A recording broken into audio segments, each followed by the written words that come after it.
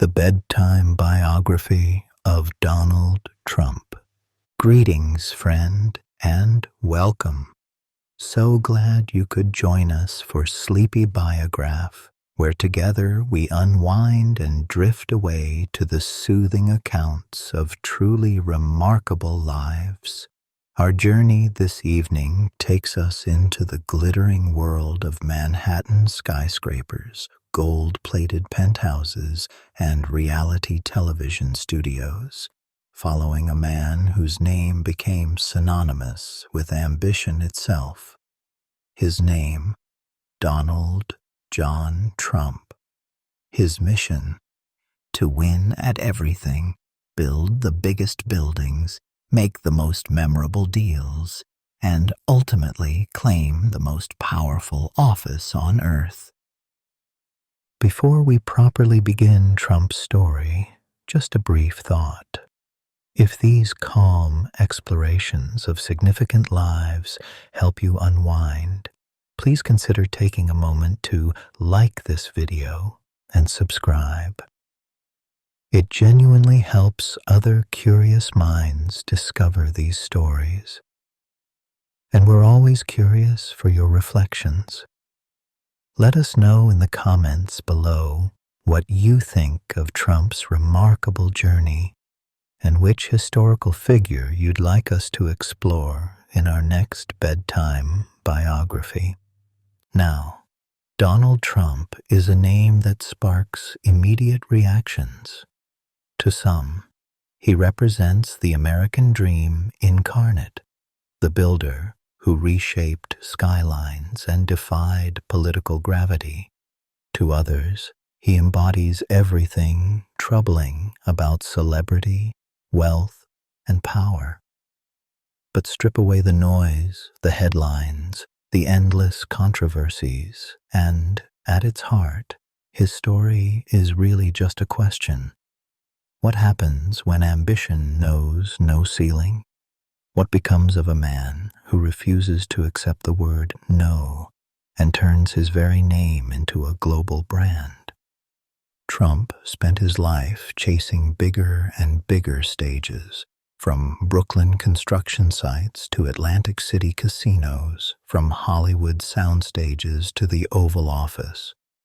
Of course, his journey included spectacular failures alongside the successes, bankruptcies hidden behind the golden facades, and controversies that would have ended lesser careers. But tonight, we're not here for the political fireworks or the partisan battles. We're just here to meet the man behind the myth, a complex, driven, deeply American figure who wanted to win always and at everything. And now, as the day winds down, let's begin to trace the life and times of this undeniably influential figure. This is the bedtime biography of Donald Trump. Chapter 1. The Builder's Son. The story begins on June 14th, 1946, in the Jamaica Estates neighborhood of Queens, New York. The world was just beginning to shake off the devastation of the Second World War, and America stood poised on the edge of an unprecedented boom. In a comfortable two-story Tudor home, Mary Ann McLeod Trump gave birth to her fourth child, a boy they named Donald John. His father, Fred Trump, was already a force to be reckoned with in the outer boroughs of New York. A self-made real estate developer who'd built his first house at age 15, Fred had survived the Great Depression by building affordable housing for working families. By the time young Donald arrived, Fred Trump was constructing thousands of apartments across Brooklyn and Queens, quietly amassing a fortune while the Manhattan elite barely noticed the outer borough builder. The Trump household hummed with a particular kind of energy.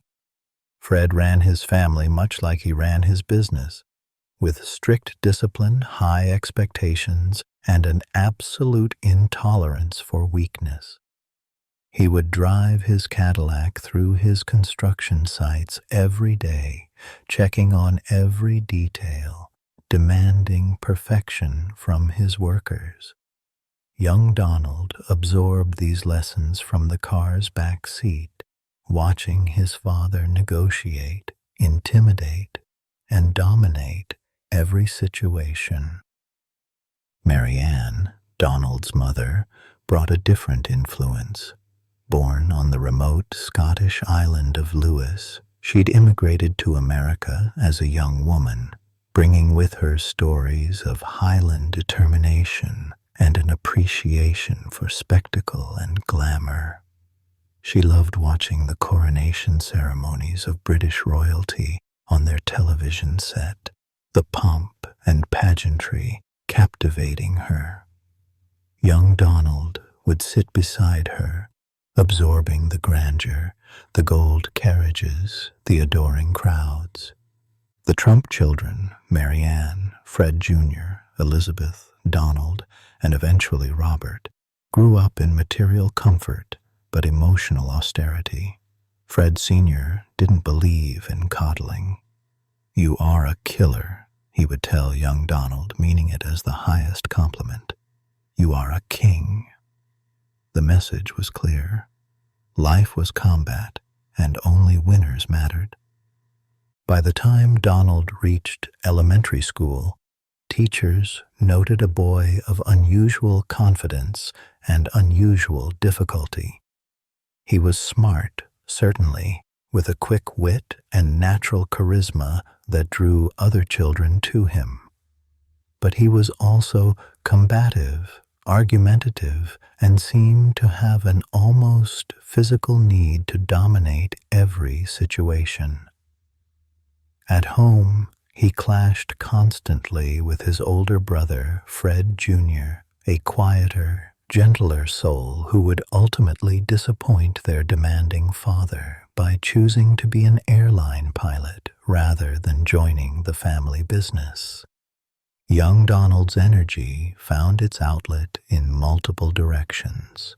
He loved baseball, playing with a competitive ferocity that sometimes crossed into aggression. He loved building things with blocks, creating towers and knocking them down, then building them bigger.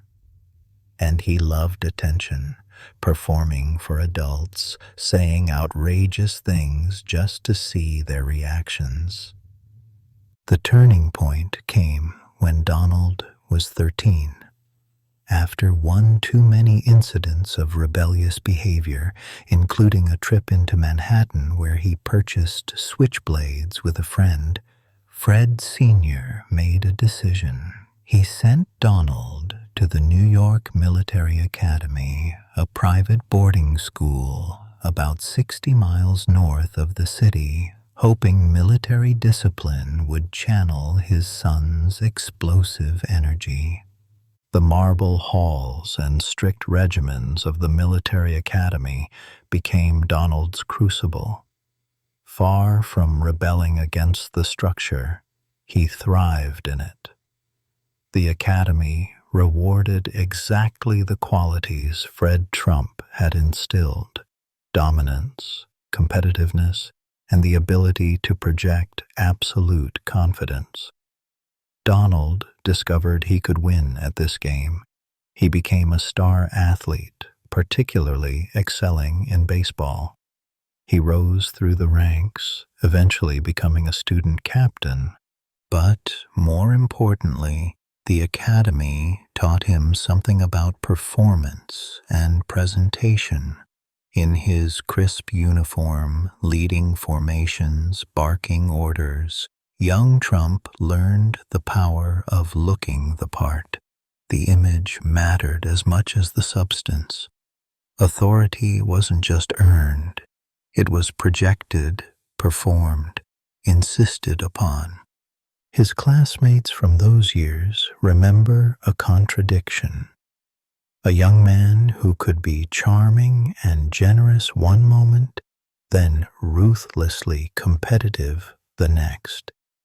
He kept a framed photograph of himself in his room, already understanding the importance of self-image.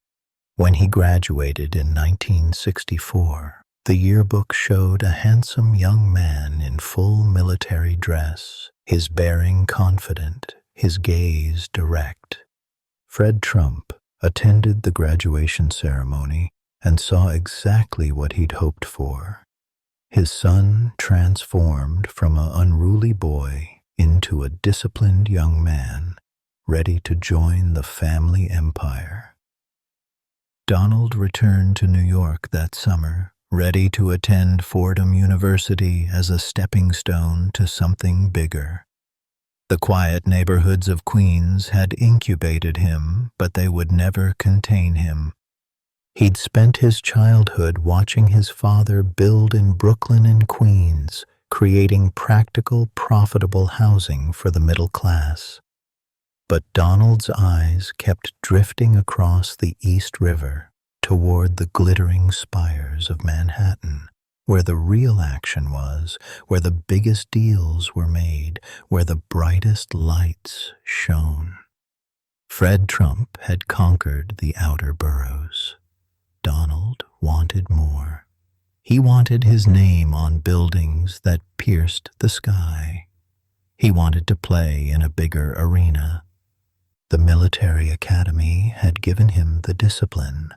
His father had given him the ruthlessness. His mother had given him the taste for spectacle. Now, all he needed was the stage.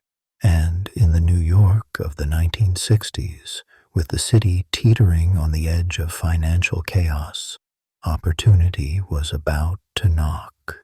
Chapter 2. The Education of a Deal Maker. After 2 years at Fordham University in the Bronx, Donald Trump made a calculated move. In 1966, he transferred to the Wharton School of the University of Pennsylvania, one of the few undergraduate business programs that carried real prestige. This wasn't about academic passion or intellectual curiosity. This was about credentials, about adding a respected name to his resume, about getting the piece of paper that would open doors. At Wharton, Trump was an adequate but unremarkable student. He didn't join many clubs or make lasting friendships with his classmates. What he did do was commute back to New York whenever possible, working alongside his father at Trump Management, learning the real education that mattered: how to build, how to finance, how to negotiate, how to win. Fred Trump's business model was elegantly simple. Build affordable rental housing in the outer boroughs, keep costs low, maximize occupancy, collect rent, and repeat. By the late 1960s, Trump Management owned over 27,000 apartments. It was unglamorous work, but enormously profitable. Fred would wake before dawn, drive to construction sites in his Cadillac, check every detail, then move to his rental offices to deal with tenants and contractors. Donald shadowed him through all of it, absorbing not just the mechanics of real estate, but his father's philosophy. Never pay more than you have to. Always keep the upper hand in negotiations. Show strength, never weakness.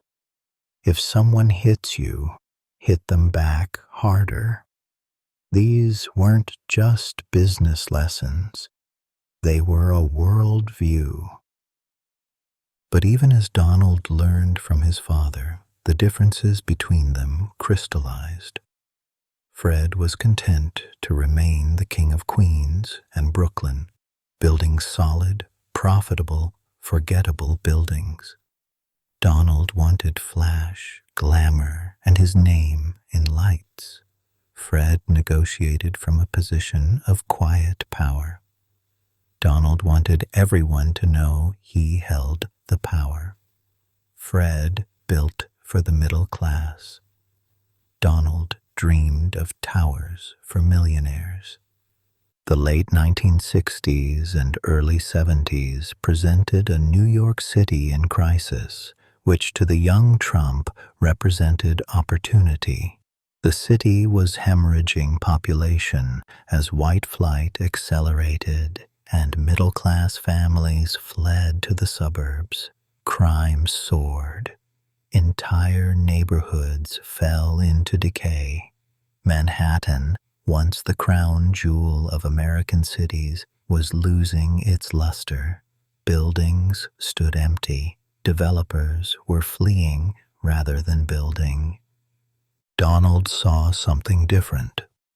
While others saw risk, he saw distressed assets available cheap. While others saw urban decay, he saw future potential. But he also saw that he needed to learn from the biggest players in the game. So he began studying the legendary New York developers, Harry Helmsley, Sam LaFrac, the Tisch brothers. He read about them, studied their deals, and tried to understand how they operated. After graduating from Wharton in 1968, Trump officially joined his father's company, though he'd effectively been working there for years. But he was restless, impatient with the outer borough grind. He wanted to make his move on Manhattan. Fred was skeptical. Why abandon a proven formula in familiar territory to gamble in a city that was falling apart? The tension between father and son simmered. Fred had built his empire through caution, through incremental growth, through never overextending. Donald was constitutionally incapable of such patience. He needed the big stage, the dramatic gesture, the home run swing. In 1971, Donald made his first significant move toward independence. He rented a small studio apartment in Manhattan on 3rd Avenue, a modest place, but with a prestigious address. This wasn't about the apartment itself. It was about establishing residency, about being able to say he lived in Manhattan, about proximity to where the real action happened. He began spending his evenings at Le Club, an exclusive members-only nightclub on East 55th Street. This was where Manhattan's elite gathered. Celebrities, athletes, businessmen, socialites. Trump was nobody, the son of an outer borough developer, but he had his father's money backing him and his own instinct for self-promotion. He dressed impeccably, always in expensive suits. He projected confidence, talked about deals in the works, real or imagined, and made himself memorable. It was during these years that Trump developed his signature approach to networking. He collected famous people the way others collected stamps, always angling for proximity to celebrity and power. He understood intuitively that in New York, perception often mattered more than reality. If you could make people believe you were successful, doors opened. If you acted like you belonged at the table, people made room. But Trump's education during these years wasn't just social. He was learning the darker arts of New York real estate. He watched how developers used political connections to secure zoning variances.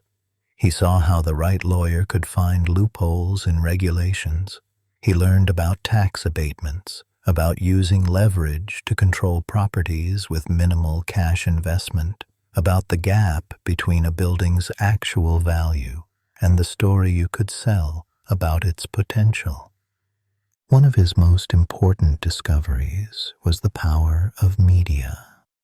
New York had multiple newspapers, all hungry for stories about real estate deals, society figures, and business personalities. Trump began cultivating relationships with reporters, particularly the gossip columnists. He fed them items, sometimes under his own name, sometimes anonymously. He understood that a mention in the newspaper had value, that publicity itself was a form of currency. The early 1970s also brought the first serious controversy for Trump management. In 1973, the Justice Department filed a civil rights lawsuit against Fred and Donald Trump, alleging systematic discrimination against black apartment seekers. The government's complaint detailed a pattern. Black applicants were told no apartments were available, while white applicants were immediately shown units. Applications from black renters were marked with a C for colored. The Trumps hired Roy Cohn, the notorious lawyer who'd been chief counsel to Senator Joseph McCarthy during the Red Scare. Cohn was feared throughout New York for his ruthless tactics and his connections to power. His philosophy aligned perfectly with Fred Trump's.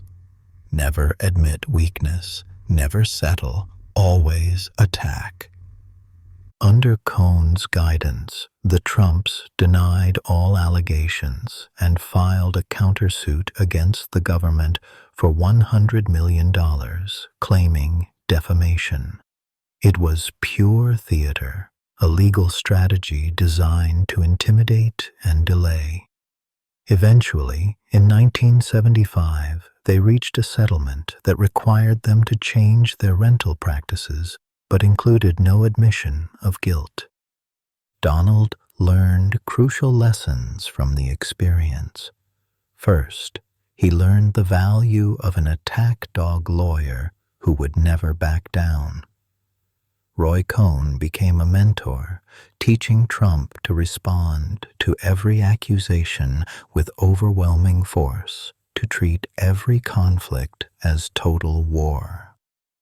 Second, he learned that you could fight the government and survive, that power respected power, that aggression often worked.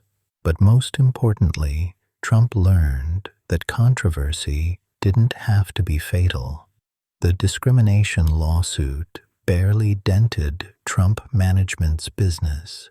The negative publicity faded. Life went on. It was a lesson he'd apply throughout his career. Today's scandal was tomorrow's forgotten news.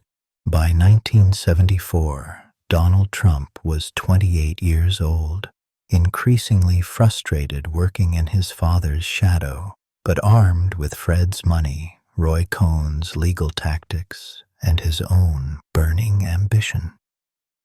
New York City was sliding toward bankruptcy, which meant properties were cheap and desperate sellers were everywhere. The stage was set for Donald Trump to make his first big move, to stop being Fred Trump's son and become Donald Trump, Manhattan developer. The apprenticeship was over. The performance was about to begin. Chapter 3. The gambler arrives in Manhattan. The property that would launch Donald Trump's Manhattan career was a disaster. The Commodore Hotel, a 1,200-room behemoth right next to Grand Central Terminal, had been slowly dying for years. Built in 1919 as a grand luxury hotel, it had decayed into a flophouse, its interior shabby, its reputation ruined, its owner drowning in debt and back taxes. The Penn Central Railroad, which owned the hotel, was itself bankrupt. The Commodore was a liability they desperately wanted off their books. Most developers saw an unsalvageable wreck in a dying neighborhood. Donald Trump, 29 years old and hungry for his first major Manhattan deal, saw opportunity. Grand Central was still one of the busiest transit hubs in America. The location was prime. The building just needed vision and, more importantly, someone else's money. The mathematics of the deal were daunting. The hotel was worthless in its current state, but the real problem was that New York City was on the brink of financial collapse. The city government, desperate for revenue, was in no mood to grant tax breaks to developers. Banks were refusing to lend for new construction. The conventional wisdom said this was exactly the wrong time to attempt an ambitious hotel project in Midtown Manhattan. Trump's genius was recognizing that the city's desperation could work in his favor. If he could present a plan that would transform this rotting landmark into something magnificent, that would create construction jobs and eventually tax revenue, the city might give him the tax abatement he needed to make the numbers work. His first challenge was credibility. He was Fred Trump's kid, unknown in Manhattan circles, with zero track record of successful deals at this scale. So Trump did what he would do throughout his career. He faked it until he could make it. He announced his involvement in the Commodore project before he had financing, before he had city approval, before he even had a firm deal with Penn Central.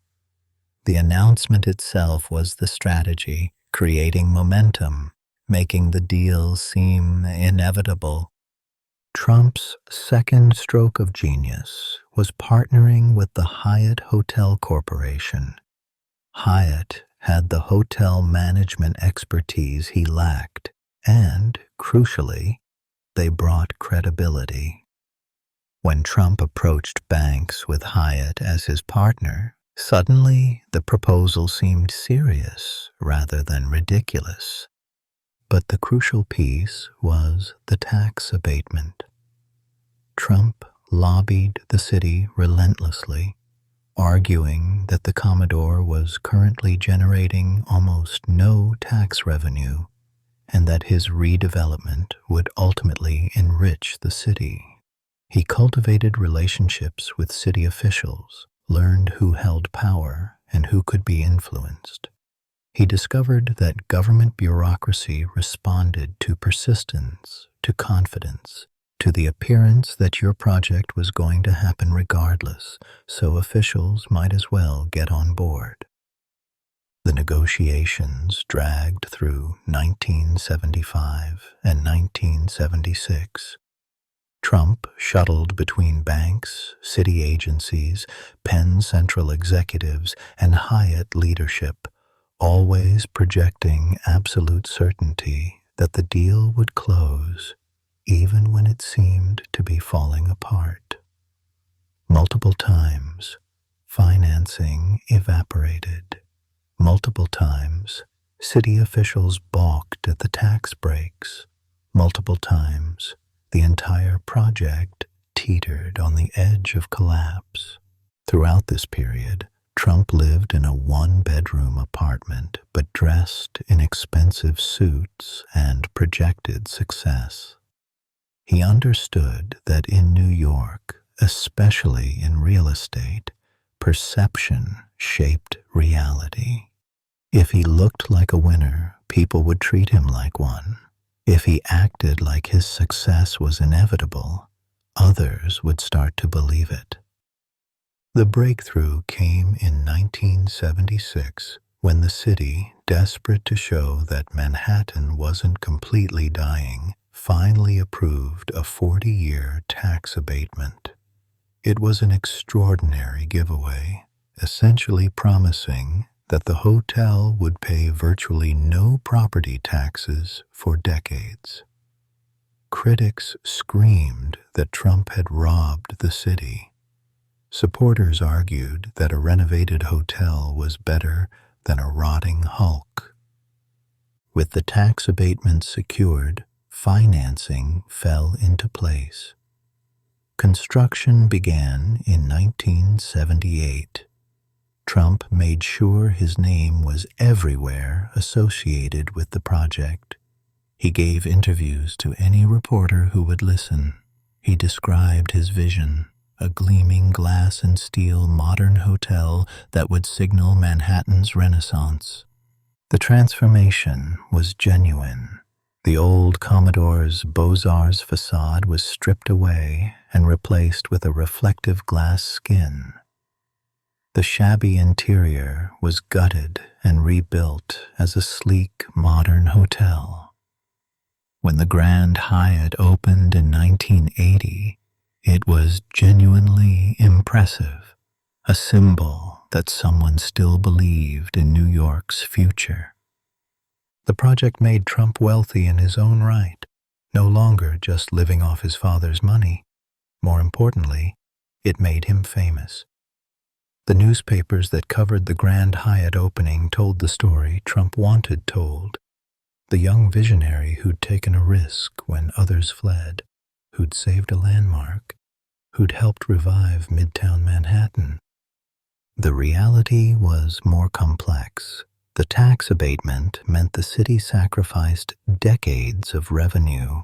Fred Trump had provided crucial financial backing and expertise, though Donald minimized his father's role in press accounts. And Hyatt had done most of the actual hotel operation work. But the story that stuck was the one Trump promoted, the bold young developer who'd conquered Manhattan. With the Grand Hyatt's success, Trump's ambitions exploded. The outer boroughs were forgotten. He was now a Manhattan developer, and he wanted to build bigger, flashier, more ambitious projects. He wanted his name on the skyline. In 1978, even before the Grand Hyatt opened, Trump had already identified his next target, a site on Fifth Avenue, the most prestigious address in Manhattan, where he planned to build the tallest, most luxurious residential tower in the city. It would be made of glass and brass and concrete, and it would bear his name in giant letters. The age of Trump Tower was about to begin. Chapter 4. The Tower and the Art of the Deal. The site at 56th Street and Fifth Avenue seemed almost impossible. The famous Bonwit Teller department store occupied the location, still operating, and the building featured Art Deco limestone friezes that preservationists considered architecturally significant. Demolishing the building would require navigating landmark laws, angry preservation groups, and complex negotiations with the store's owners. Donald Trump saw only the opportunity. Fifth Avenue was the most prestigious retail street in America, the location where wealth came to display itself. A luxury residential tower here would command the highest prices in the city. He could sell apartments to foreign billionaires, Hollywood celebrities, and corporate executives. The profit potential was enormous. The negotiations to acquire the site took years. Trump used every tactic in his arsenal, charm when it worked, aggression when it didn't, patience when required, and always absolute confidence that he would ultimately prevail. When preservationists demanded the Art Deco friezes be saved and donated to museums, Trump initially agreed.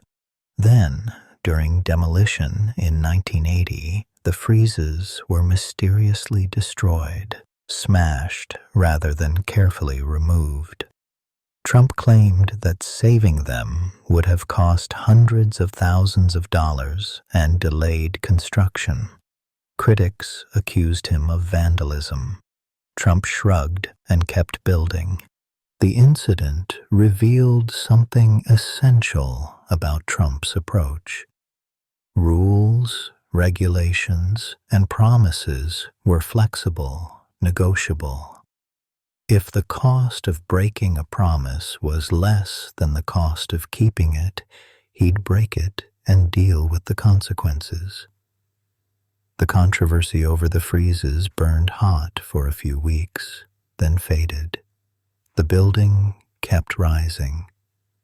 Trump Tower's design was crucial to its success. Trump hired Der Scutt, an architect known for sleek modernist buildings, but Trump himself drove the aesthetic choices.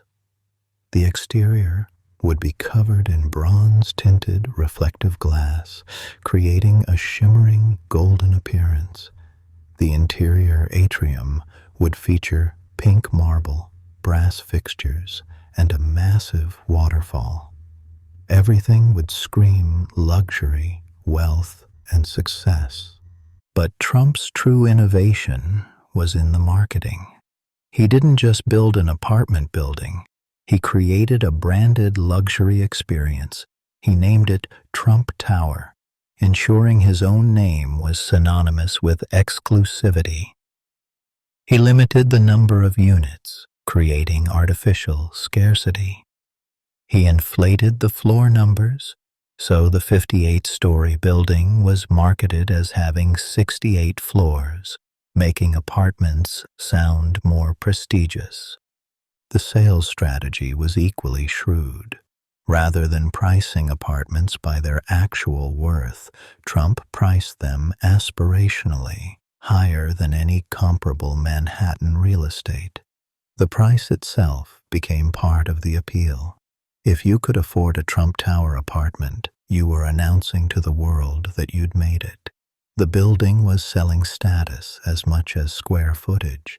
Construction progressed through the early 1980s amid New York's remarkable turnaround. The city that had been on the brink of bankruptcy in the mid-70s was roaring back. Wall Street was booming. Foreign investment was flooding in. Suddenly, Manhattan real estate was the hottest commodity in America. Trump Tower opened in 1983, and the apartments sold quickly, often to exactly the clientele Trump had imagined. Wealthy foreigners looking for a New York base, entertainment industry figures attracted to the glamour, and newly minted Wall Street millionaires wanting to advertise their success. Trump himself moved into a massive triplex penthouse on the building's top floors, decorating it in a style that could only be described as Louis XIV meets Las Vegas.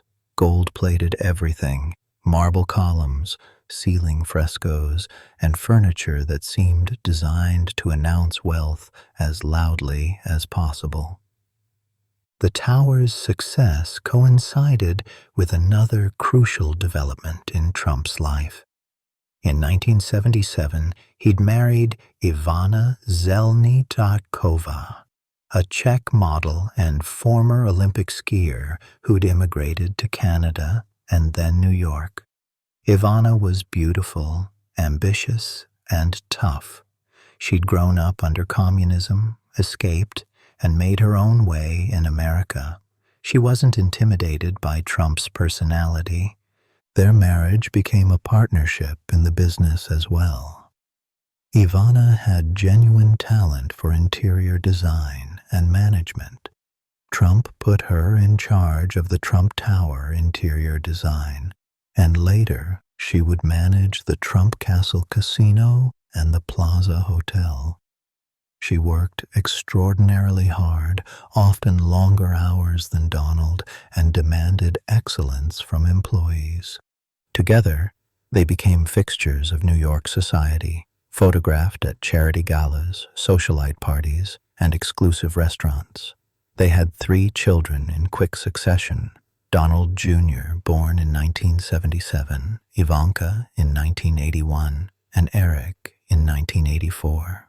The tabloids loved them, the beautiful power couple living in their golden tower, embodying the 1980s New York ideal of wealth and glamour.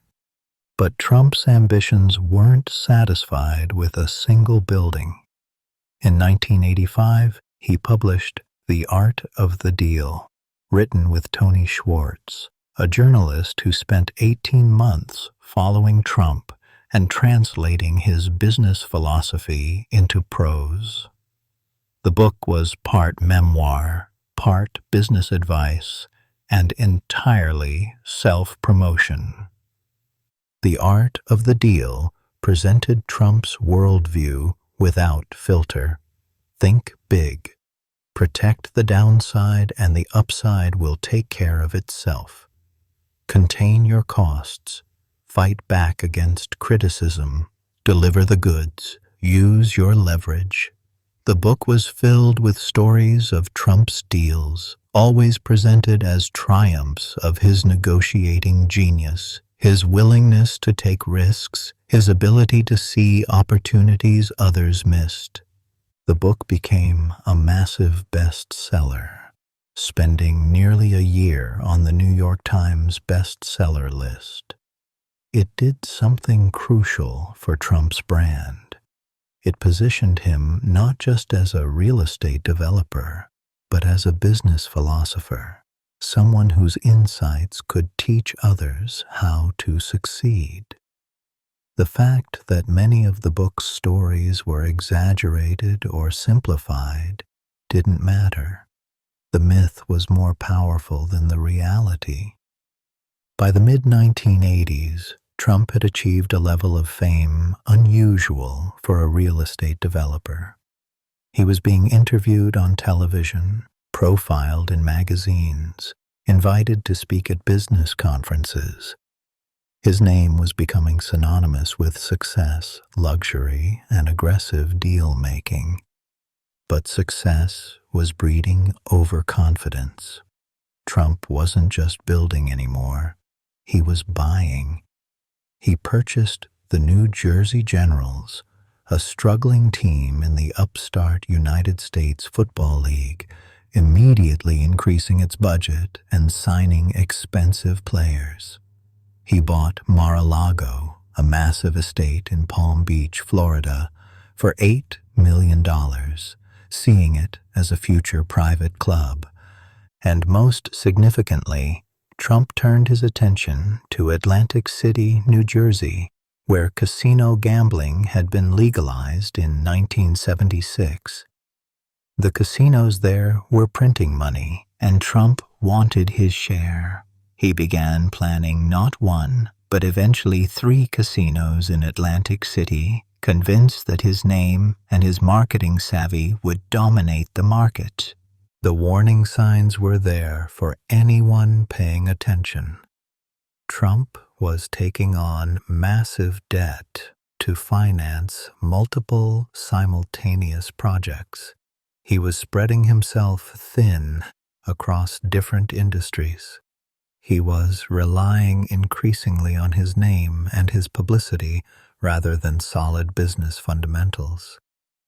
But in the glittering world of 1980s excess, where Wall Street was celebrating greed as good and leverage was seen as genius, Donald Trump seemed untouchable. He'd conquered Manhattan. Now he was ready to conquer the world. The fall, when it came, would be spectacular. Chapter 5. The Castle Made of Cards. Atlantic City. In the 1980s was America's promise and America's decay compressed into 2 square miles of boardwalk. The casinos glittered with neon and gold, pumping out clouds of cigarette smoke and the electronic music of slot machines, while just blocks away, neighborhoods crumbled in poverty. It was the perfect stage for Donald Trump.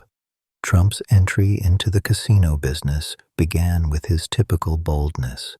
In 1984, he acquired a partially built casino that had been abandoned by the Hilton Hotel Corporation when they lost their gaming license. Trump finished the construction and opened it as Harrah's at Trump Plaza, later buying out Harrah's stake and renaming it simply Trump Plaza. The casino was successful, genuinely profitable in its early years. Atlantic City was booming, drawing millions of visitors desperate to gamble, and Trump's name recognition helped draw high rollers. But instead of consolidating this success, Trump immediately expanded.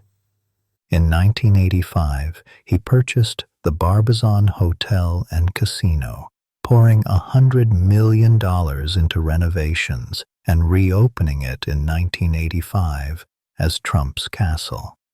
Now, he had two casinos competing in the same small market. The conventional wisdom in the casino industry was that you didn't want to compete with yourself, that having multiple properties in one location just cannibalized your own business. Trump's theory was different. He believed his name was so powerful, his properties so superior, that they would dominate the market together. He believed Atlantic City's gaming revenue would keep growing forever. He believed that bigger was always better. Then came his most extravagant gamble, the Taj Mahal. The casino had been started by Resorts International, but left unfinished when the company's founder died. Trump acquired it in 1988, promising to make it the eighth wonder of the world, the biggest and most luxurious casino ever built. The Taj Mahal's construction costs spiraled out of control. What was supposed to cost $700 million ended up approaching $1 billion. Trump financed it with junk bonds carrying a 14% interest rate, meaning the casino would need to generate millions in monthly interest payments just to break even. When the Taj Mahal finally opened on April 2nd, 1990, it was indeed spectacular. Towering minarets, an enormous gaming floor, restaurants, theaters, and thousands of slot machines. The opening party was pure Trump. Fireworks, celebrities, Michael Jackson arriving by helicopter. The press coverage was enormous, but the economics were impossible.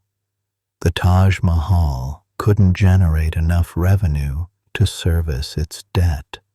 Worse, it was directly competing with Trump's other two Atlantic City casinos for the same customers. Trump Plaza and Trump's Castle saw their revenues decline as the Taj Mahal opened.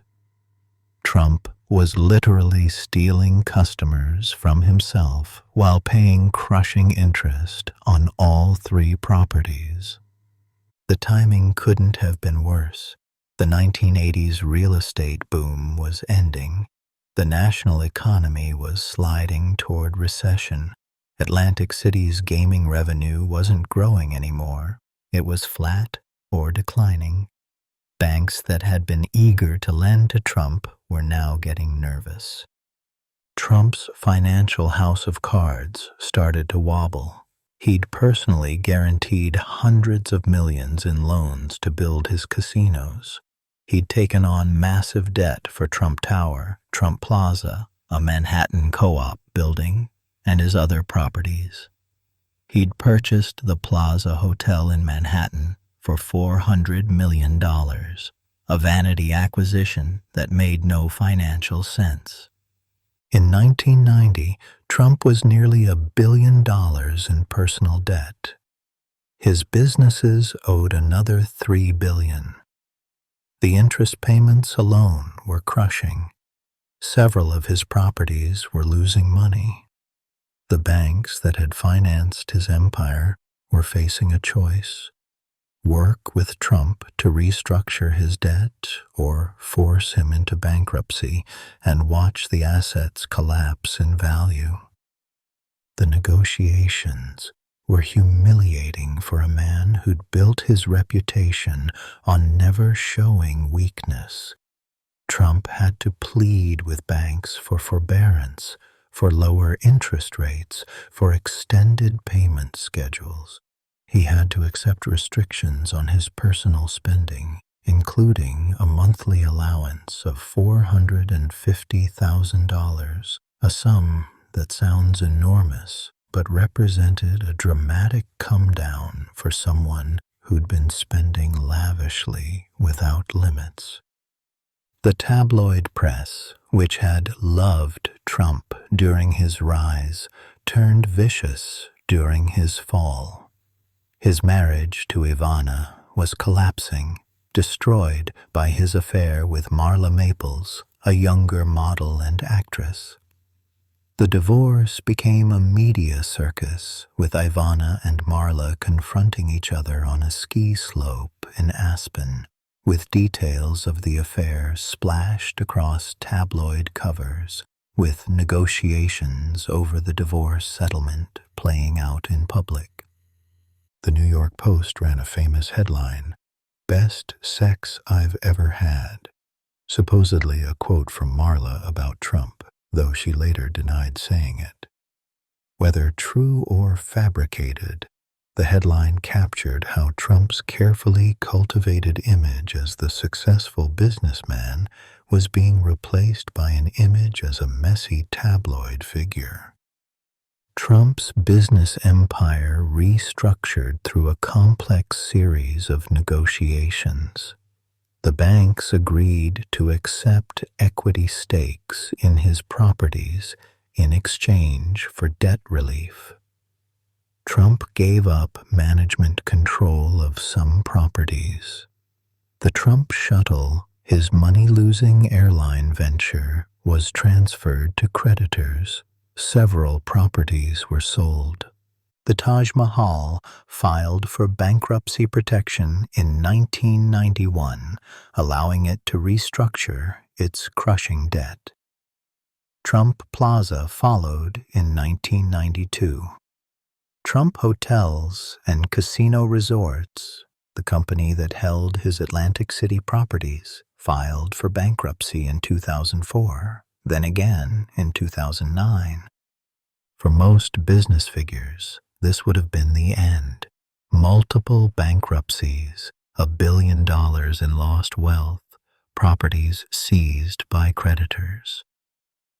Trump should have been finished, relegated to a cautionary tale about the excesses of the 1980s. But Trump understood something crucial. His real asset wasn't his buildings or his casinos. It was his name, his fame, his ability to command attention. While his businesses collapsed, his celebrity endured. He was still famous, still recognizable, still able to generate headlines. In 1993, he published a second book, Trump, The Art of the Comeback, in which he reframed his financial disasters as learning experiences, temporary setbacks on the path to greater success. He didn't hide from his failures. He incorporated them into his narrative, presenting himself as someone who'd been knocked down but got back up. The 1990s became Trump's wilderness years. He was no longer building major new projects. His net worth had cratered. He'd lost control of many of his prize properties. But he was working on something potentially more valuable than real estate, his personal brand. Trump began licensing his name to other developers' projects. For a fee, buildings could call themselves Trump Tower or Trump Place, getting the cachet of his name without Trump having to invest his own money or take real estate risk. It was a brilliant strategy for someone who was cash poor but publicity rich. He also began exploring celebrity in new ways.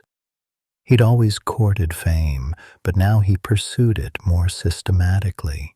He appeared in commercials, made cameo appearances in movies and TV shows, gave interviews to anyone who would have him. He was selling Donald Trump as a character, a personality, a brand. The strategy was working. By the late 1990s, Trump's finances had stabilized. The real estate market was recovering. His licensing deals were generating steady income. He'd married Marla Maples in 1993, though that marriage would end in divorce in 1999. In 2005, he married Melania Knaus, a Slovenian model, finding stability in his personal life. But Trump was still looking for the big score, the project that would restore him to his 1980s glory. He'd survived the collapse, but survival wasn't enough. He wanted to win again, bigger than before. The opportunity would come from the most unexpected direction: reality television. A medium Trump had always understood, a medium built on personality and drama and the appearance of success. A medium where perception was reality. Everything that had happened, all the failures and humiliations and comebacks, had been preparing Trump for the role of his lifetime. He just didn't know it yet. Chapter 6: The Apprentice. The phone call came from Mark Burnett, the British producer who'd created Survivor, the reality show that had become a cultural phenomenon. Burnett had an idea for a new show, a competition where contestants would compete in business challenges, with the winner earning a job and the losers being eliminated one by one. He needed a host, a businessman whose name carried weight, who could command authority, who had camera presence. He needed Donald Trump. Trump was initially skeptical. Reality television in 2003 was considered lowbrow entertainment, and Trump still saw himself as a serious businessman. But Burnett's pitch was compelling. The show would rehabilitate Trump's image as a successful businessman. It would make his name even more famous, and it would showcase his properties as glamorous settings. More importantly, Trump understood that television had the power to shape perception in ways that buildings never could. Millions of people could walk past Trump Tower without forming an opinion about Donald Trump. But if they invited him into their living rooms every week, if they watched him sit in authority making decisive business judgments, they would come to see him as he wanted to be seen: powerful, successful, in control. The Apprentice debuted on NBC in January 2004, and it was an immediate sensation. The format was simple but effective. Contestants competed in teams to complete business tasks, from managing a restaurant to creating an advertising campaign. Trump would observe, make judgments, and at each episode's climax, fire one contestant with his signature phrase, "You're fired." The show's genius was how it presented Trump. He was filmed in his golden Trump Tower office, sitting behind a massive desk, flanked by his advisors. He was shown arriving by helicopter, walking through his properties, making important phone calls. Every shot was designed to communicate power, wealth, and business acumen. The contestants treated him with reverence, calling him Mr. Trump, fighting desperately to avoid his judgment. The show's structure positioned him as the ultimate authority figure, the successful businessman who could make or break careers with a word. The reality was more complicated. Trump's actual business empire was still recovering from the 1990s disasters. Many of the buildings shown on the show were licensed properties that bore his name but weren't owned by him. The decisive business judgment he displayed was often scripted or edited. The image was carefully constructed, but the image worked. The Apprentice became NBC's highest-rated new show, drawing over 20 million viewers for its first season finale. Trump became one of the most recognizable people in America, famous not just among New York society or business circles, but across the entire country. The show ran for 14 seasons, with Trump hosting the first 14. During that time, it generated an estimated $400 million in revenue for NBC and made Trump enormously wealthy through his salary and the publicity it generated for his brand. More importantly, The Apprentice fundamentally changed how Americans saw Trump. Before the show, he was a New York developer with a mixed record, known for big buildings and bigger bankruptcies. After the show, he was a business genius, the embodiment of American success, a man who could spot talent and make tough decisions. The phrase, "you're fired," entered the cultural lexicon. Trump became a household name in parts of America where his buildings and casinos had never reached. The show's success revitalized his licensing business as developers around the world wanted the Trump name on their projects to capture some of that television magic. Trump understood that he was playing a character, an exaggerated version of himself. In real life, he could be indecisive, often changing his mind multiple times. On television, he was decisive, commanding, always certain. In real life, his business record was mixed. On television, he was an unquestionable success. But the line between character and reality began to blur, not just for the audience, but perhaps for Trump himself. When millions of people treated you as a business genius every week, when your catchphrase was quoted everywhere, when your image was that of ultimate authority, it became harder to distinguish between the performance and the person. The show also revealed something important about Trump's skills. He was genuinely good on television. He had natural timing, an instinct for drama, and an ability to hold the camera's attention. He could deliver lines with conviction. He understood what made compelling television: conflict, personality, stakes. During these years, Trump expanded his brand systematically. There were Trump-branded products, steaks, vodka, neckties, even a short-lived Trump University that promised to teach his real estate secrets, but ended up the subject of lawsuits and a $25 million settlement. Most of these ventures failed commercially, but they kept the name in circulation, kept Trump in the public eye. His real estate business also recovered during these years.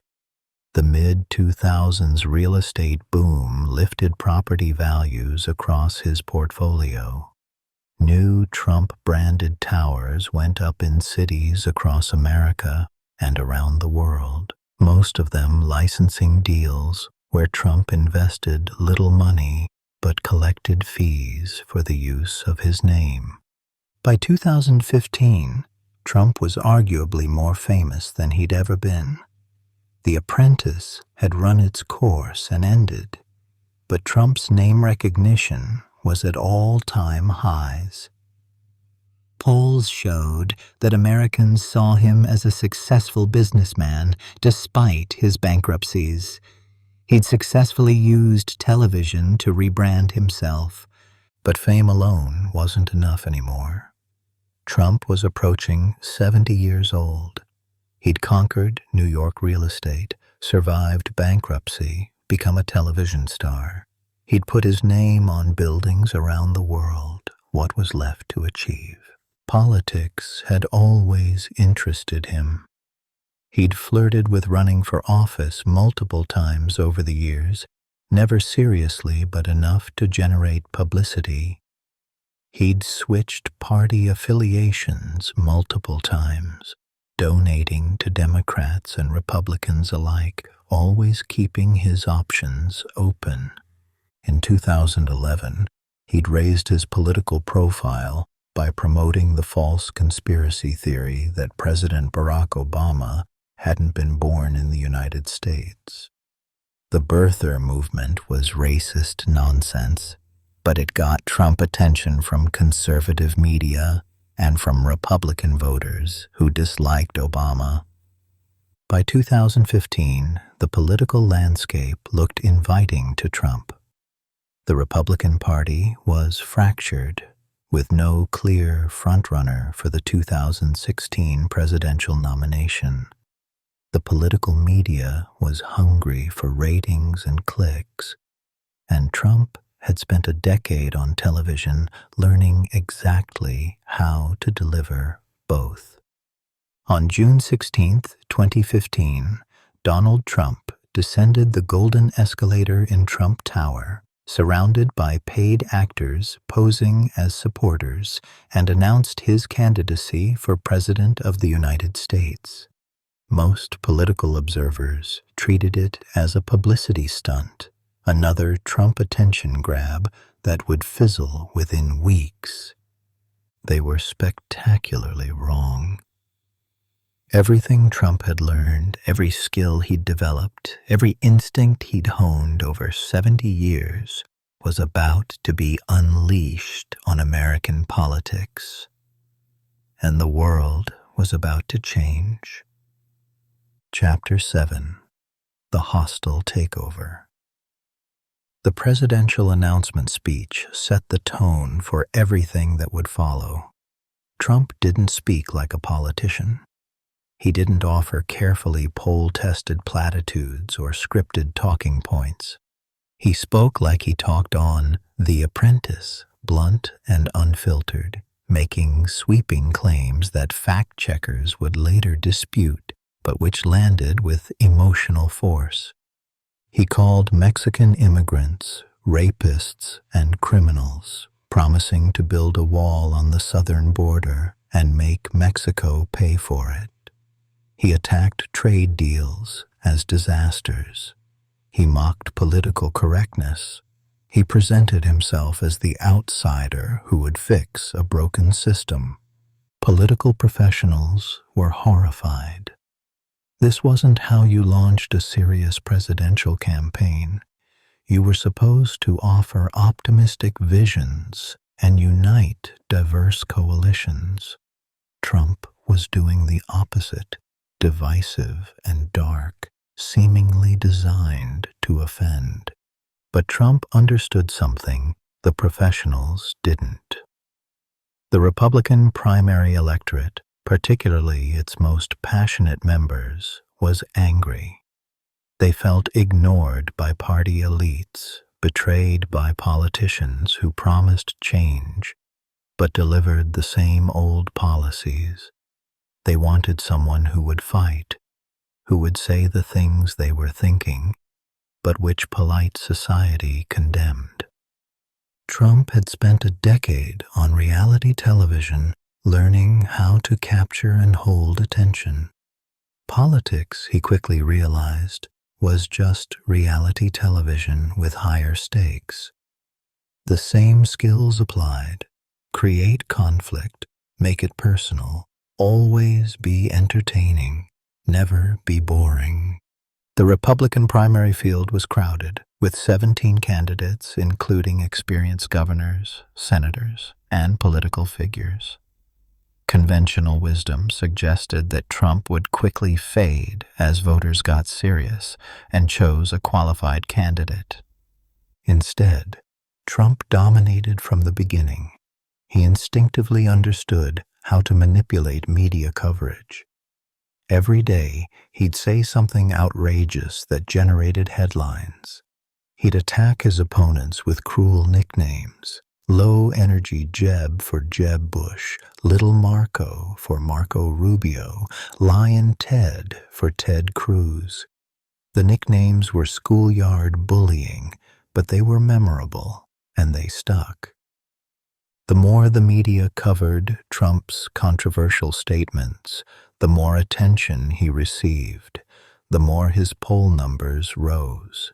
His opponents followed traditional political strategies, running careful campaigns, avoiding mistakes. Trump made countless statements that would have destroyed traditional candidates, but his supporters didn't care. They saw his willingness to break rules as evidence that he'd fight for them. Trump's rallies became enormous events, drawing thousands of supporters who waited in line for hours. The energy was electric, often angry, occasionally violent when protesters appeared. Trump would speak for over an hour without notes, rambling from topic to topic, mixing policy with personal grievances with attacks on the media. It was messy and unpredictable, and his supporters loved it. He spent relatively little money compared to his opponents, relying instead on free media coverage. Every controversial statement generated days of news cycles. Cable news channels would broadcast his rallies live, giving him hours of free airtime. He was the most compelling content available, the candidate you couldn't look away from. One by one, his Republican opponents fell. The experienced governors and senators, people who'd spent careers preparing for a presidential run, were dispatched by a reality television star who'd never held elected office. By May 2016, Trump had secured enough delegates to win the Republican nomination. The general election pitted Trump against Hillary Clinton, the former Secretary of State, Senator, and First Lady. On paper, Clinton should have been a prohibitive favorite. She had vastly more political experience, a sophisticated campaign organization, and the support of most of the Democratic establishment and mainstream media. But Clinton carried baggage. She'd been in public life for decades, accumulating controversies and making enemies.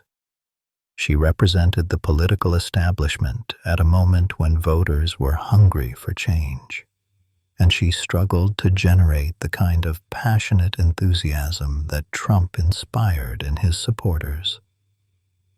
Trump's campaign against Clinton was brutal and personal.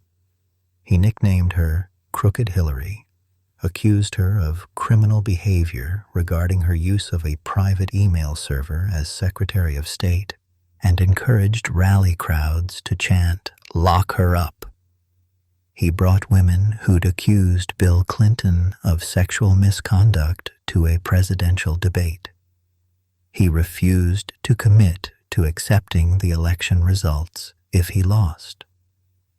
Meanwhile, Trump faced his own scandals. A recording emerged from 2005 in which Trump was heard making vulgar comments about sexually assaulting women. Numerous women came forward to accuse him of sexual misconduct. His tax returns, which he refused to release despite decades of precedent, were partially leaked, showing he'd declared a massive loss that could have allowed him to avoid paying federal income taxes for years. Any of these controversies would traditionally have ended a presidential campaign.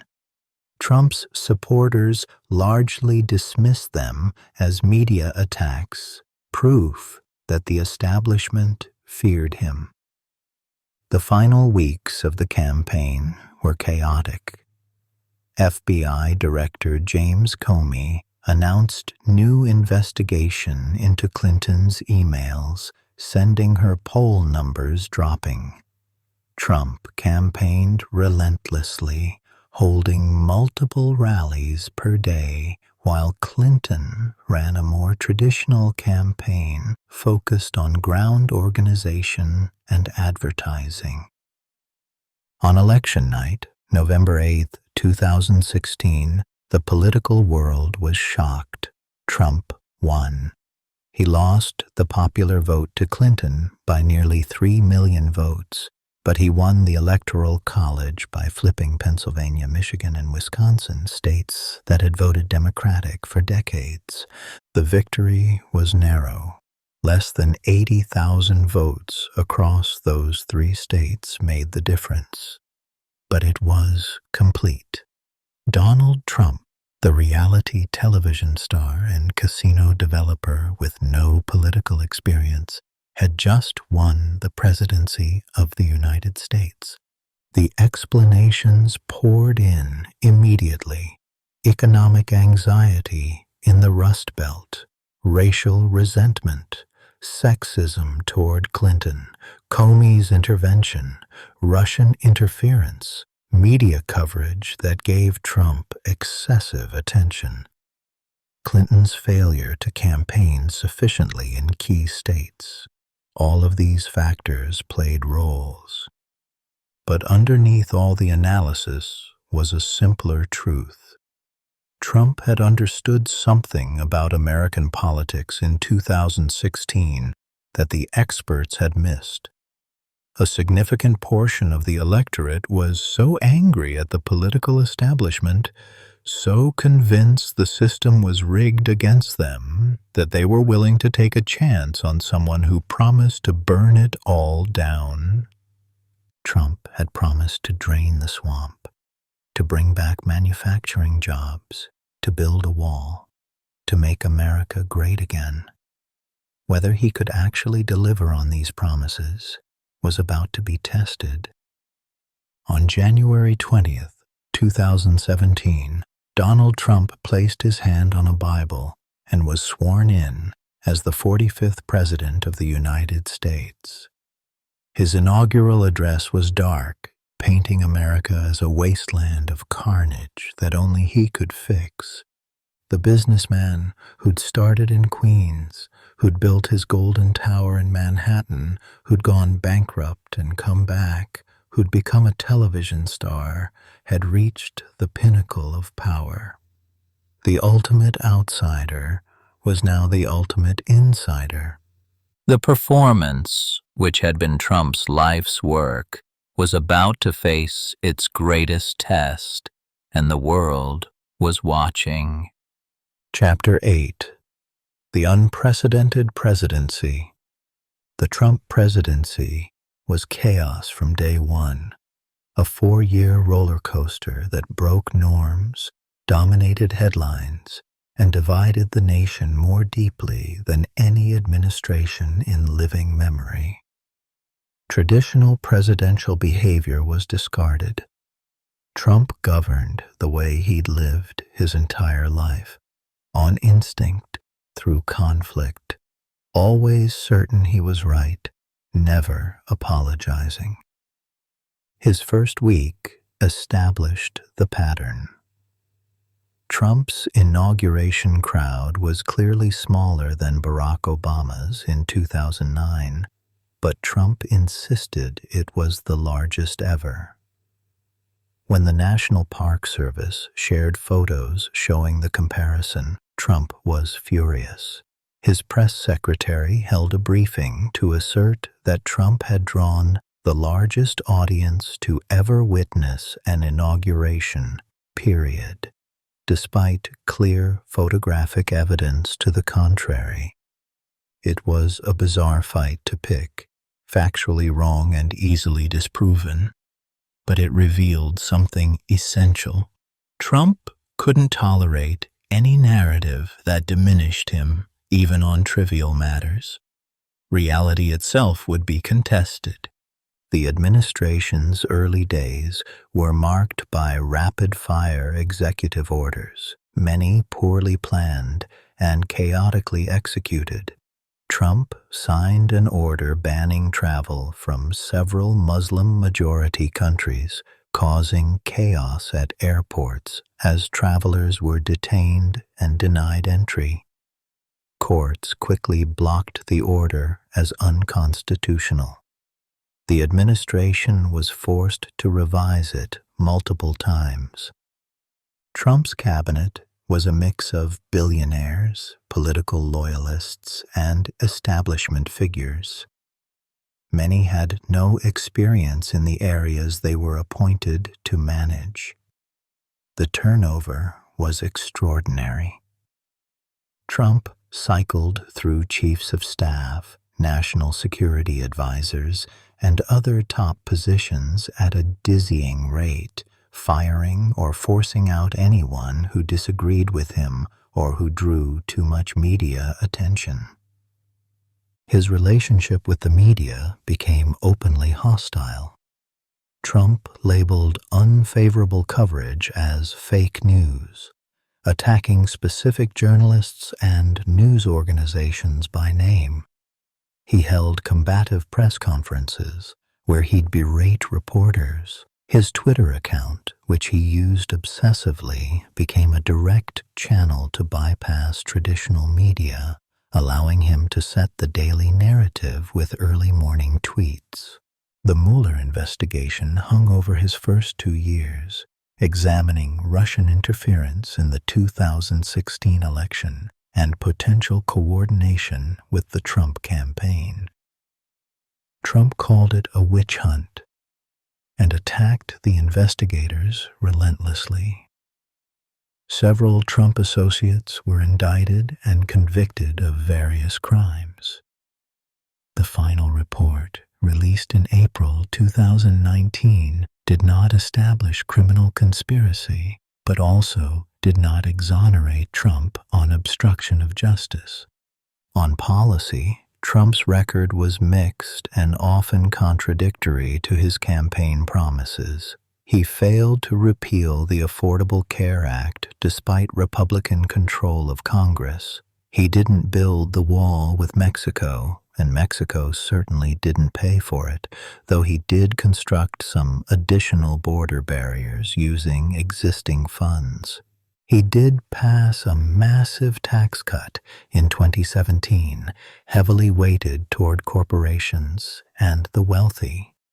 He appointed 3 conservative justices to the Supreme Court, reshaping the court's ideological balance for a generation. He pulled the United States out of the Paris Climate Agreement and the Iran nuclear deal.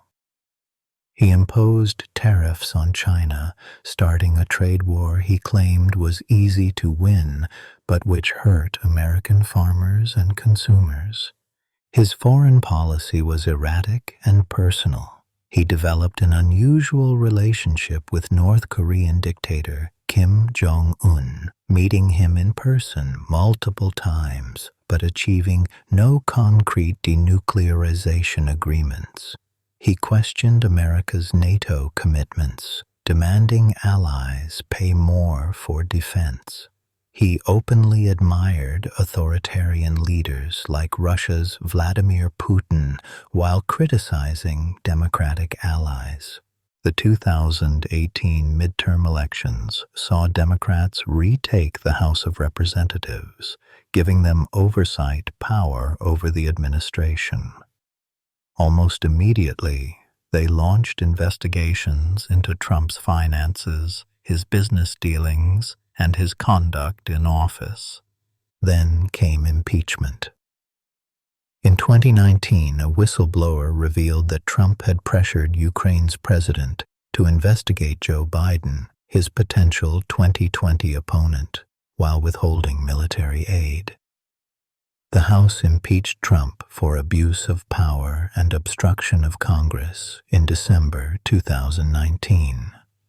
The Senate, controlled by Republicans, acquitted him in February 2020. Trump claimed complete vindication, but the impeachment marked him as only the third president in American history to be impeached, a stain on his legacy that no amount of claiming victory could erase. Then came 2020 and the COVID-19 pandemic, the crisis that would define Trump's presidency and ultimately cost him re-election. The novel coronavirus that emerged in late 2019 quickly spread globally, reaching the United States in early 2020. Trump's handling of the pandemic was catastrophic. He initially downplayed the threat, comparing it to the flu and insisting it would disappear like a miracle. He resisted lockdown measures, fearing damage to the economy would hurt his re-election chances. He promoted unproven treatments like hydroxychloroquine and even suggested injecting disinfectant. He undermined public health officials, contradicting the CDC and Dr. Anthony Fauci. As cases surged and deaths mounted, Trump focused on his television ratings for pandemic briefings and blamed everyone else: China, Democrats, the media, state governors, the World Health Organization. The United States, with 4% of the world's population, eventually accounted for over 20% of COVID deaths. The pandemic's economic impact was severe. Unemployment spiked to levels not seen since the Great Depression. Millions of Americans struggled with job losses, business closures, and medical bills. The Trump administration did pass relief legislation, providing direct payments and expanded unemployment benefits, but the response was chaotic and insufficient to the scale of the crisis. Against this backdrop came the 2020 election. Trump faced Joe Biden, the former vice president who positioned himself as a return to normalcy and decency. Trump's campaign tried to paint Biden as senile and corrupt, but Biden's fundamental stability contrasted favorably with Trump's chaos. Trump refused to participate in a virtual debate, called Biden names at their actual debates, and continued holding large rallies despite the pandemic, becoming infected with COVID himself in October. He received cutting-edge treatment at Walter Reed Medical Center, then emerged claiming the virus was no big deal even though over 200,000 Americans had died.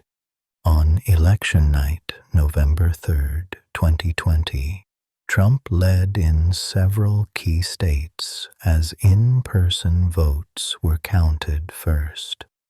But as mail ballots were tallied, Biden's numbers rose. Trump declared victory prematurely, then claimed without evidence that the election was being stolen through fraud. When the final counts showed Biden had won with over 7 million more votes nationally and comfortable electoral college margins in the key swing states, Trump refused to concede. He filed dozens of lawsuits alleging fraud. All failed, dismissed by judges for lack of evidence, including judges Trump himself had appointed. Trump's refusal to accept the results culminated on January 6, 2021. After weeks of claiming the election had been stolen, Trump held a rally near the White House where he told supporters to fight like hell and march to the Capitol where Congress was certifying Biden's victory. The crowd stormed the Capitol in a violent insurrection, breaking windows, overwhelming police, ransacking offices, and forcing lawmakers to flee. 5 people died. The mob chanted to hang Vice President Mike Pence, who was presiding over the certification and had refused Trump's demands to overturn the results. Trump watched the violence unfold on television for hours before finally releasing a video telling the rioters to go home while repeating his lies about a stolen election. The images of the Capitol under siege, of American democracy under physical attack, shocked the world. The House impeached Trump for a second time for incitement of insurrection. The Senate trial occurred after Trump had left office, and while 7 Republicans joined Democrats in voting to convict, it fell short of the 2/3 needed. Trump was acquitted again, but remained the only president ever impeached twice. On January 20th, 2021, Trump left Washington without attending Biden's inauguration, breaking another tradition. He flew to Mar-a-Lago, his Florida resort, as a former president facing multiple legal investigations, banned from Twitter and Facebook, and blamed by many for the worst attack on the Capitol since the War of 1812. His presidency had been exactly what his campaign had been: chaotic, divisive, unprecedented, and impossible to ignore. He'd reshaped the Republican Party in his image, appointed conservative judges, passed tax cuts, and governed through conflict. He'd also been impeached twice, presided over a catastrophic pandemic response, tried to overturn an election, and sparked an insurrection. Over 400,000 Americans had died of COVID on his watch. The economy he'd boasted about had crashed. The nation was more divided than at any time since the Civil War. For Trump supporters, he'd been a warrior who fought the establishment, kept his promises, and was unfairly persecuted by elites who feared his success. For his critics, he'd been a corrupt, incompetent demagogue who degraded democracy and endangered the nation. Both narratives contained elements of truth. What was undeniable was that Trump had fundamentally changed American politics. The norms he'd shattered wouldn't easily be restored. The divisions he'd deepened wouldn't quickly heal. The precedents he'd set would haunt future administrations. He'd wanted to be remembered, to make an impact, to never be boring. He'd succeeded. For better or worse, the Trump presidency would be studied, debated, and argued over for generations. But Trump's story wasn't over. Even in defeat, even facing legal troubles, even banned from social media, he remained the most powerful figure in Republican politics. His supporters hadn't abandoned him. If anything, many believed him more fervently than ever. The question wasn't whether Trump would fade away into quiet retirement. The question was what he would do next. And knowing Trump, knowing his lifelong pattern of fighting, of refusing to accept defeat, of always needing to win, the answer seemed obvious. He would run again. Chapter 9. The Unfinished Story. After leaving office, Trump relocated to Mar-a-Lago, transforming his private club into a kind of shadow White House. Members paid hundreds of thousands for access, hoping to get close to the former president. Trump held court on the patio, granting audiences, plotting his return.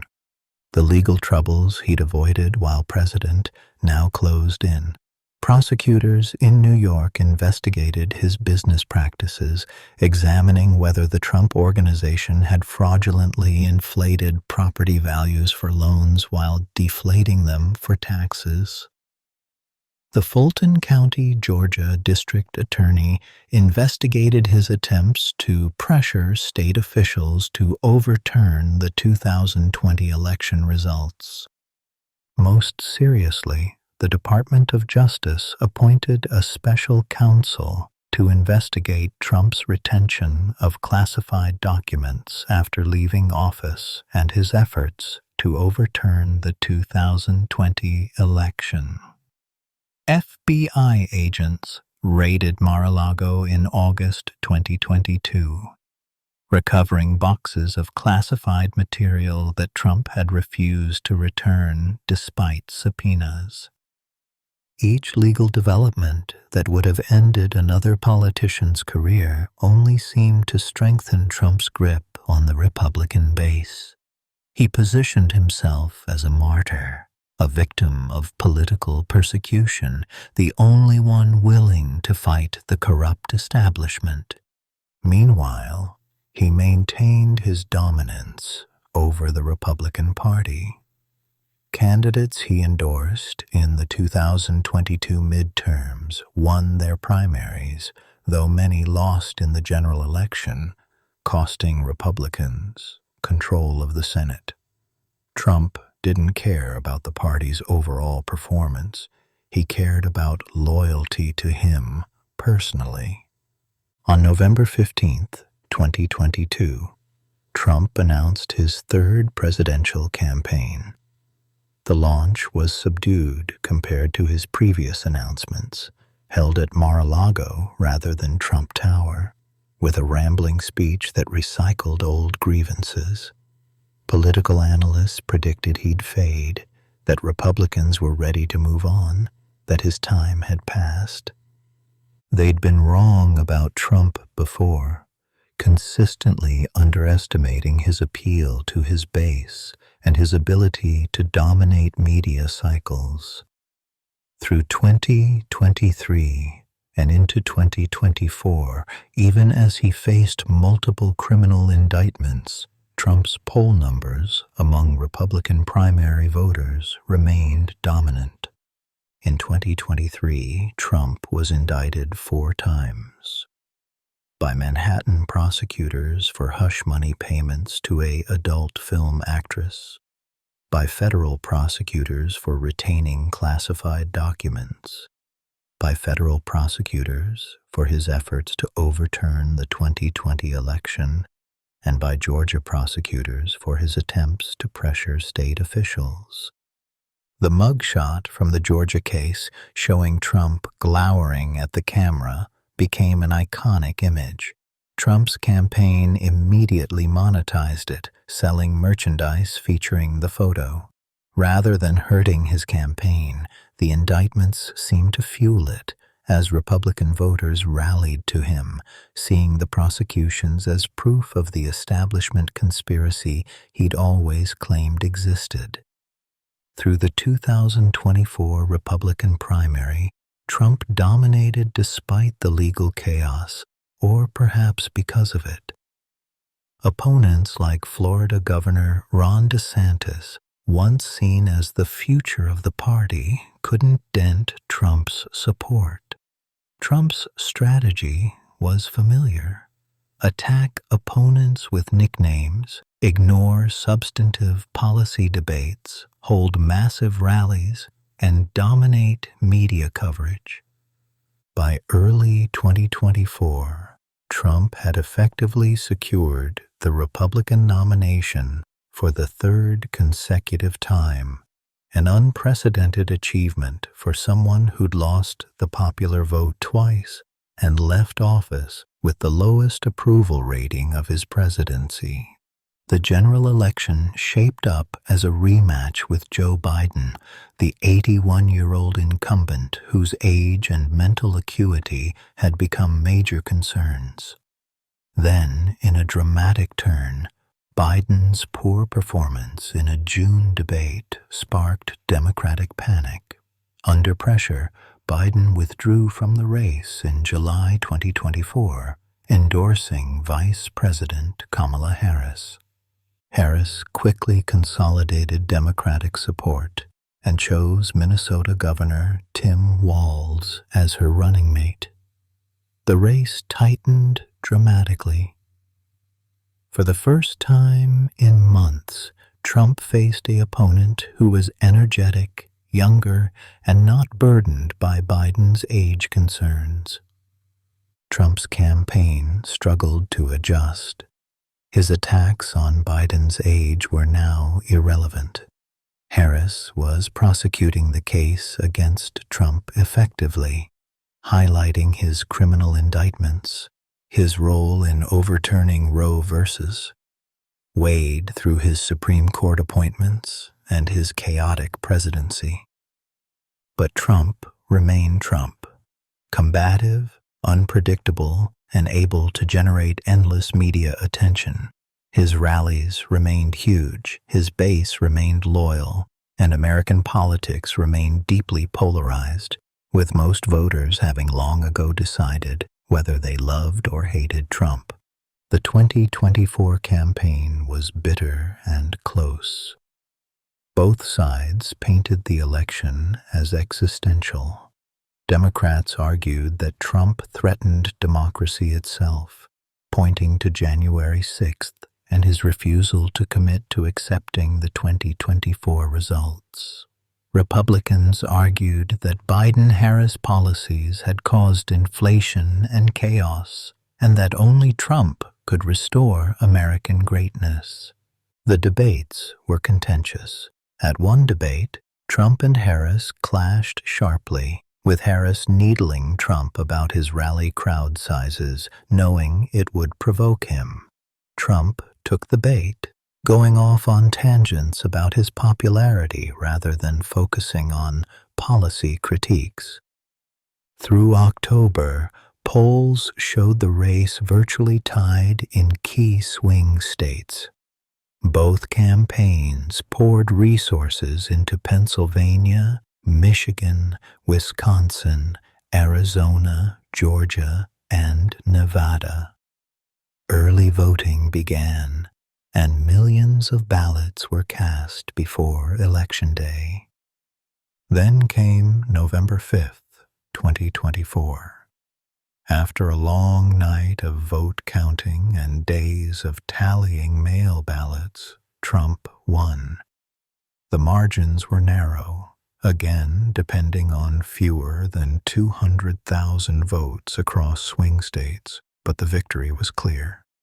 Trump had done what only one other president, Grover Cleveland, had ever done: won non-consecutive terms. On January 20th, 2025, at age 78, Donald Trump was sworn in as the 47th President of the United States. The oldest president ever inaugurated, Trump became the first person to serve as president after being convicted of felonies, the sentencing for which had been delayed until after the inauguration. His second inaugural address struck a different tone from his first. Rather than American carnage, he spoke of American renewal. But the message was familiar. Only he could fix what was broken. The crowds were large, but not as large as 2017. The protests were smaller too. The nation seemed exhausted. What Trump would do with his second term remained unclear. Would he seek retribution against those who prosecuted him? Would he pardon the January 6th rioters as he'd promised? Would he implement the aggressive immigration policies he'd campaigned on? Would the chaos of his first term repeat, or would age and experience moderate him? At 78, Trump was the same figure he'd always been: combative, confident, obsessed with loyalty and winning, unable to let slights go unanswered. But he was also older, facing legal issues that wouldn't disappear, leading a nation that remained deeply divided, much of that division his own creation. As we drift toward sleep tonight, Trump's story remains unfinished. He's lived one of the most improbable lives in American history, from Queens to Manhattan to Atlantic City to Hollywood to the White House twice. He's been pronounced finished more times than can be counted, yet he's always come back. His legacy is contested and will be for generations. Was he a voice for forgotten Americans or a demagogue who exploited their fears? Did he expose a corrupt system or corrupt the system himself? Did he strengthen America or weaken its democratic foundations? The answers depend on who you ask. What's certain is that Trump changed America fundamentally. The political norms he broke won't easily be restored. The coalition he built reshaped the Republican Party. The media environment he exploited and helped create has transformed how Americans consume information and understand reality. Trump has always been about Trump, his glory, his brand, his wins and losses. From his father's construction sites to the Golden Penthouse to the Oval Office, the through line has been his relentless self-promotion, his refusal to accept defeat, his absolute certainty in his own rightness. History will judge whether that certainty was justified or delusional, whether his presidency strengthened or damaged the republic, whether his American carnage speech or his American greatness promise better captured his impact. For now, we can only note that the boy from Queens, who watched his father build in Brooklyn, who slapped his name on a golden tower, who declared bankruptcy and came back, who became a television star and then president, has written himself into history in indelible ink. Whether that's a triumph or a tragedy depends on your perspective. What's undeniable is that it's a story unlike any other, a uniquely American tale of ambition, controversy, failure, success, and the relentless pursuit of attention and power. Epilogue: The Man Who Would Be King. And that's the story of Donald Trump, the builder's son from Queens who conquered Manhattan, went bankrupt in Atlantic City, became a television icon, and twice won the presidency of the United States. Before you drift off to sleep, let's retrace this extraordinary journey through the corridors of American power and celebrity. We began in Jamaica Estates, where young Donald absorbed his father's ruthless business philosophy and his mother's love of spectacle.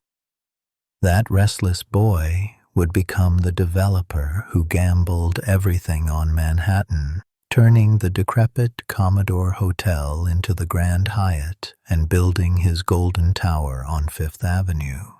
The 1980s excess led to the 1990s collapse as Trump's casino empire crumbled under debt he couldn't service. Most would have disappeared into obscurity, but Trump understood that fame was its own currency. He rebuilt his brand through licensing deals and celebrity appearances, positioning himself for the role of his lifetime. The Apprentice transformed him from a New York developer with a mixed record into America's image of business success. For 14 seasons, he played the decisive executive, delivering his catchphrase to millions, creating a character that merged with and perhaps overtook his actual identity. Then came the political earthquake. Trump descended his golden escalator and methodically destroyed the Republican establishment, won the presidency against all predictions, and governed through 4 years of unprecedented chaos and controversy. His defeat in 2020, his refusal to accept it, and the January 6th insurrection marked the darkest moment in his story. Yet Trump came back again, survived impeachments and indictments, dominated his party, and reclaimed the presidency in 2024, writing one of the most improbable comeback stories in political history. So why does Trump matter tonight? Because his story raises fundamental questions about America itself. What do we value? Experience or instinct, decorum or disruption, truth or the appearance of strength? Trump's success reflects something about us, about what we respond to, what we forgive, what we demand from our leaders. His journey from Queens to the White House and back again is uniquely American. The belief that anything is possible, that rules are made to be broken, that confidence and showmanship can overcome expertise, that you can fail spectacularly and still win in the end. Now, as the lights dim and the story ends for tonight, let's leave Trump where we found him, in his golden tower, surrounded by marble and brass, absolutely certain of his own greatness, still fighting, still demanding attention, still convinced that he alone can fix what's broken. The rest, dear listener, is still being written. If these journeys into history help you unwind, do us a kindness. Tap that like button, whisper, subscribe, and leave a comment below. What stays with you about Trump's story, and who should we explore next? Now close your eyes, let these thoughts drift away, and we'll meet again soon for another story. Sleep well, friends. Sleep well.